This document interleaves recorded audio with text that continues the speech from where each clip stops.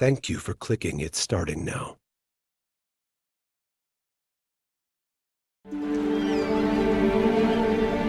The golden age of the Roman Empire, a time of peace, of economic prosperity, of cultural flourishing. This is Anno 117, Pax Romana, the newest chapter in the award-winning franchise, its most ambitious installment to date.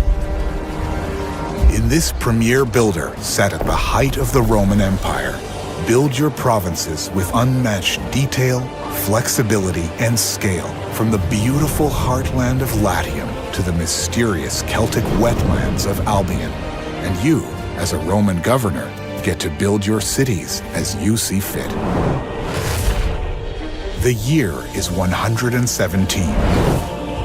Rome's emperor, seeking to reclaim imperial lands struck by disaster decades ago, sends you to restore prosperity to these once thriving provinces. As your first city grows, a series of events will see you exiled across the sea to the distant frontiers of Albion.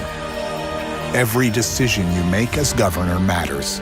Will you embrace local traditions or Roman ambitions? Will you grow your provinces through diplomacy and commerce, or conquer through military strength? Your choices will shape not only the future of your citizens and your provinces, but your own story as well. The journey of any empire begins with a single building. When approaching an island, claim ownership by adding a trading post to its shore. Then, create some roads and move on to building housing for new residents. And setting supply chains in motion to produce resources, such as lumber, giving you the means to expand. Of course, as governor, you'll need a place to live, and it's safest to place your own villa inland, away from exposed coastlines. Each island offers resources based on how fertile they are for a given crop. Lands in Latium, for example, typically provide abundant lavender fields, as well as vineyards producing grapes, which in turn can be used to make wine, a source of both income and happiness. In Albion, settlements may rely on eel fisheries for food and reed farms for making clothing items such as shoes for workers. Much better than Roman sandals for muddy terrain. Entire islands can be devoted to a single industry. Always consider the various stages of the supply chains, from raw material to transformation, then storage, as the placement of each element directly affects efficiency. How your settlement looks and feels is up to you. Latium might inspire an organized design, straight roads, square neighborhoods, organized fields. Albion, with its marshlands, might influence more organic designs, with diagonal roads and settlements respecting the island's natural shape. In addition, your cities can be customized to reflect your vision. Ornaments, luxurious public spaces, awe-inspiring marvels of engineering, pristine marble roads worthy of Rome itself. As your population grows, higher-tier residents will be attracted to your cities, bringing along their need for higher-quality goods. Build markets to raise your people's income. A tavern will keep spirits high. In time, more landmarks will be unlocked, from bathhouses, theaters, to the Colosseum, each impacting citizens' quality of life. Fulfilling the needs of your population by strategically building public services will influence your people's attributes, from happiness to fire safety. City planning, however, is only the beginning, as each city is a direct reflection of the values of those who build it. As governor, each decision slowly shapes the identity of your cities and the way they contribute to the expansion of your provinces. To help foster innovation and knowledge, you can choose buildings, such as the Grammaticus, that will create an area of effect around it. contributing to breakthroughs of new technologies. You choose how the knowledge you gain shapes your city's development. In the discovery tree, you decide if knowledge is used to enhance facilities, unlock new urbanism possibilities, and upgrade military units, each decision having a direct impact on gameplay. For example, researching wells will allow you to use them as a smaller alternative to the larger building housing, vigiles, which grants the fire safety attribute. The result is a more space-efficient alternative that unlocks new ways to develop neighborhoods and cities. Over 150 discoveries exist in total, their availability impacted by your governing style and your engagement with the Roman or Celtic ways. For example, a Roman approach to dealing with Albion's marshes will be to drain them, while a Celtic approach is to learn how to move efficiently through them. Knowledge and research are the keys to unlock your people's minds, but the way to their heart is through beliefs. Build a sanctuary to one of the many patron gods to begin gathering belief, a resource used to unlock religion-centric bonuses and effects. Whether Celtic or Roman, each island can have its own deity whose influence will have a tangible impact on the lives of its residents. Choose Mars, the Roman god of war, and your residents will believe in his strength. They will put all their heart into the production of military materials.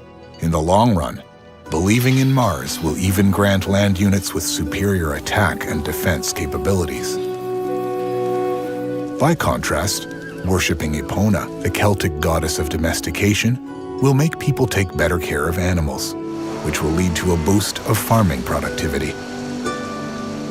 When faith in a deity grows strong enough, the people's devotion unlocks exaltation effects with immense benefits. Worshippers of Ceres, the Roman goddess of the harvest, believe she blesses the soil itself, and so the size of available farming fields expands by 50%.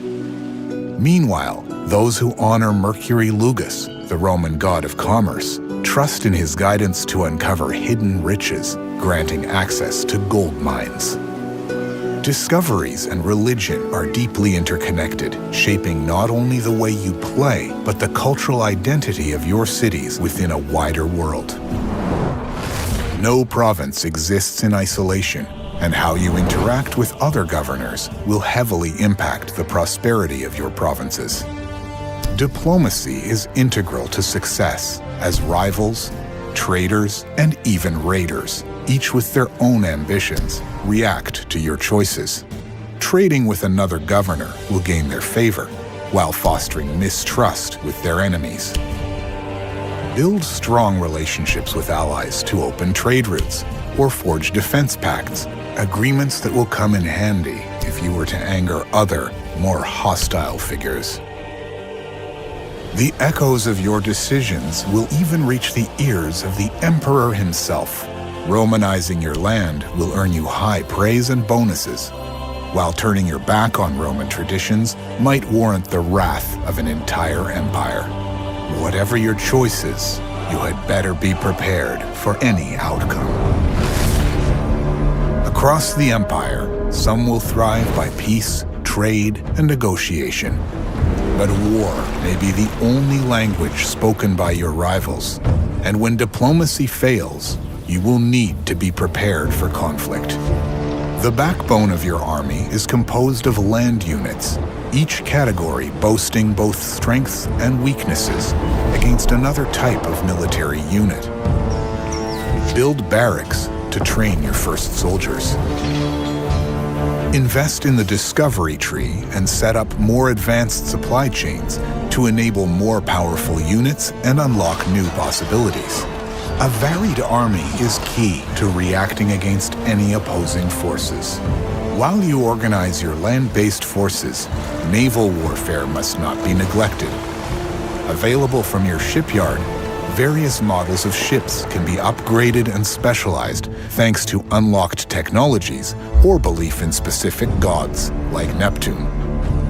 Modular by nature, naval military units can be outfitted to your liking, influencing their durability, attack power, or maneuverability. Consider adding defensive structures around your cities, from simple wooden palisades to sturdy watchtowers, arranging them strategically to create choke points. Islands' natural features can even be leveraged for defensive purposes. Strong military strategy can secure dominance over your rivals or even the emperor himself if you choose to defy his rule, turn your back on the Roman ways, and provoke his ire. Friends can be invited as rival governors or join you under a common banner at the start or right in the middle of any game. Compete for superiority in PvP against the wits and strategies of other governors, or cooperate in PvE to rule together while defending your cities from AI-controlled rivals. Outside the campaign, an endless sandbox awaits, granting governors the freedom to decide every detail of their city-building endeavors. The difficulty of the challenges ahead, the rivals present on the map, and the starting province of your cities, for instance. Here, your cities can grow under the weight of formidable constraints, be allowed to flourish under lasting peace, or expand past the empire's horizon. During year 1 of Anno 117 Pax Romana, your journey as governor will take you to the land of pyramids and pharaohs, and beyond. The choices you make, the designs you choose, the deities you worship, the wars you wage, or the peace you protect. This is your legacy. Build your Roman Empire.